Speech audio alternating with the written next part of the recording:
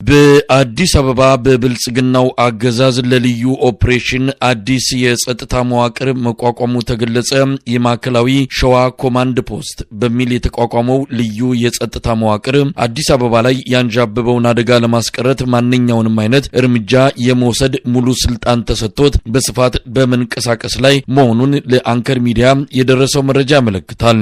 ማዕከላዊ ሸዋ ኮማንድ ፖስት ተጠሪነቱ ለአዲስ አበባ ከተማ ከንቲባ አዳነች አቤቤ ቢሆን ከመከላከያ ሚኒስቴር ከብሔራዊ መረጃና ደህንነት አገልግሎት ከፌደራል ፖሊስ ከአርቲፊሻል ኢንተለጀንስ እና ከኢንሳ ጋር በቅርበት እንዲሰራ ተደርጎ የተዋቀረ መሆኑም ተመልክቷል። በአዲስ አበባ ሰላምና ጸጥታ ቢሮ ኃላፊ በወይዘሮ ሊዲያ ግርማና በምክትሏ አቶ ሚደቅሳ ከበደ የሚመራው የማዕከላዊ ሸዋ ኮማንድ ፖስት በአዲስ አበባ መዋቅሩን መዘርጋቱንና በመረጃ ክትትል ደርሰንበታል ያሉትን የፋኖን ኃይል ለማጽዳት በሚል መጠነ ሰፊ አፈናና ስር ለመፈጸም በዝግጅት ላይ መሆኑን ያገኘነው መረጃ ያመለክታል። ከወዲሁ በማንነታቸው የተለዩ በዋናነትም የአማራ ብሔር ተወላጅ የሆኑ የአዲስ አበባ ከተማ ነዋሪዎችን በስም ዝርዝር ፋይል ተዘጋጅቶ ቤት ለቤት አፈሳና አፈናው እንደተጀመረም ለማወቅ ተችሏል። ትላንት አርብ ዕለት ብቻ በፉሪ ሃና የጋራ መኖሪያ ቤት በጥበቃ በአሸዋ ሽያጭና በግንበኝነት ስራ ላይ የተሰማሩ 10 የአማራ ብሔር ተወላጆች ታፍነው ወዳልታወቀ ስፍራ መወሰዳቸውን ለአንከር ሚዲያ በደረሰው መረጃ ላይ ተመልክቷል። ሰሞኑን በአዲስ አበባ በሁሉም መግቢያና መውጫ በሮች ጥብቅ የሆነ ፍተሻና ብርበራ የተጀመረው በዚሁ በማዕከላዊ ሸዋ ኮማንድ ፖስት አማካኝነት ሲሆን የፋኖን ስውር ሴል አነፍንፈን ደርሰንበታል በሚል በቀጣይም የጅምላ አፈሳ ለማከናወን ዝግጅት እየተደረገ እንደሆነ ተገልጿል። የማዕከላዊ ሸዋ ኮማንድ ፖስት መቋቋምን በተመለከተ ለአንከር ሚዲያ በደረሰው መረጃ ላይ እንደተመለከተው ወደ ሰላም ተመልሰዋል የተባሉት የሸኔ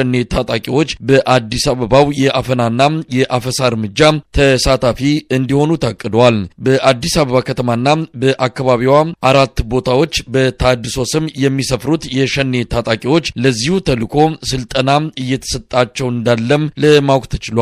አንድ ልዩ ክፍለ ጦርም የከተማ ውስጥ ውጊያ ስልጠናን ወስዶ በተጠንቀቅ ላይ እንደሚገኝም በደረሰን መረጃ ላይ ተመልክቷል። በአዲስ አበባ ሰላምና ጸጥታ ቢሮ ኃላፊ ወይዘሮ ሊዲያ ግርማ ስር የሚንቀሳቀሰው የማዕከላዊ ሸዋ ኮማንድ ፖስት በ11 ክፍለ ከተሞች አዳዲስ የሰላምና የጸጥታ ጽህፈት ቤት ኃላፊዎችን የመደበ ሲሆን በ127 ወረዳዎች የጸጥታ መዋቅሩን በአዲስ መልክ በማደራጀት በቀጣይ ለሚከናወነው መጠነ ሰፊ የአፈናና የአፈሳ እርምጃ ዝግጅት እየተደረገ መሆኑ ታውቋል። በ11 ክፍለ ከተሞች የተመደቡ የሰላምና ጸጥታ ጽህፈት ቤት ኃላፊዎች ስም ዝርዝር ለአንከር ሚዲያ ደርሶታል። በዚህም መሰረት አቶ ባህሩ በቀለ የንፋስ ስልክ ላፍቶ ክፍለ ከተማ የሰላምና ጸጥታ ጽህፈት ቤት ኃላፊ፣ አቶ ታዬ ሽፈራው የቂርቆስ ክፍለ ከተማ የሰላምና ጸጥታ ጽህፈት ቤት ኃላፊ፣ አቶ መርዕድ አስፋው የቦሌ ክፍለ ከተማ፣ አቶ ጸጋይ ደበሌ የየካ ክፍለ ከተማ፣ አቶ ሰለሞን ጂሬኛ የአቃቂ ቃሊቲ ክፍለ ከተማ፣ አቶ አብዲ ሙሉነ የአራዳ ክፍለ ከተማ፣ አቶ ሳሙኤል አልሌ የአዲስ ከተማ ክፍለ ከተማ፣ አቶ ያሲን መሐመድ የኮልፌ ቀራኒዮ ክፍለ ከተማ፣ አቶ ፈይሳ ብራኑ የልደታ ክፍለ ከተማ፣ አቶ ፋኖስ ደቻሳ የለሚ ኩራ ክፍለ ከተማ እንዲሁም አቶ ሀብታሙ ደረጀ የጉለሌ ክፍለ ከተማ የሰላምና ጸጥታ ጽህፈት ቤት ኃላፊዎች ተደርገው መመደባቸው ነው ከደረሰን መረጃ ለማወቅ የተቻለው።